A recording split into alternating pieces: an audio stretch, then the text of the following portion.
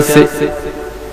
কোন ছেলে যদি বাবার কবরের কাছে যায়, মার কবরের পাশে যায়, যায়া যখন দোয়া পড়ে আউযু বিল্লাহ বিসমিল্লাহ পড়িয়া, সূরা ফাতিহা পড়িয়া, সূরা ইখলাস পড়িয়া, দুরূদ শরীফ পড়িয়া দুইটা হাত আল্লাহর দরবারে বাড়ায়, ইউরফাউ আনহু আযাবুল কবরি ইলা ইয়াউমিল কিয়ামা। আমার নবী বলেন কিয়ামত পর্যন্ত আমার আল্লাহ কবরের আযাব মাফ করিয়া দেয়।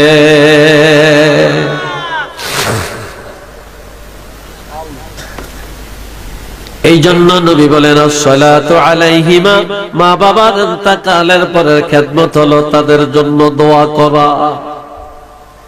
দুই নম্বরে ওয়াল ইস্তিগফারু লাহুমা, তাদের ইন্তেকালের পরে তাদের গুনাহ আল্লাহর কাছে মাফ চাওয়া।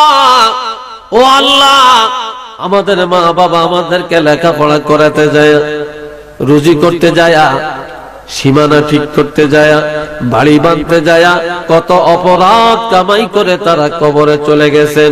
আল্লাহ মেহেরবানি করে আমাদের সেই মা বাবার জীবনের সমস্ত গুনাহ মাফ করে দেন। এইভাবে মা বাবার গুনাহ মাফ চাইলে আল্লাহ পাক সন্তানের গুনাহ মাফ করে দিবেন, মা বাবার গুনাহ মাফ করে তাদেরকে জান্নাত দিয়ে দিবেন। 3 নম্বরে কষ্ট হয় আপনাদের। 3 নম্বরে ওয়া ইনফাযু আহদিহিমা মিন বা'দিহিমা, তাদের ইন্তেকালের পর তাদের ঋণ আদায় করা, ওসিয়ত করে গেলে ওসিয়তগুলি পূর্ণ করা। 4 নম্বরে ওয়াসিলাতুর রাহিমিল্লাতী লা তুসালু ইল্লা বিহিমা, তাদের ইন্তেকালের পর যে আত্মীয় রেখে যায়, যাদের সাথে সম্পর্ক বজায় চলা তারা ব্যতীত কঠিন, এমন আত্মীয়ের সাথে সৎ আচরণ করা, আত্মীয়ের সাথে সৎ আচরণ করা।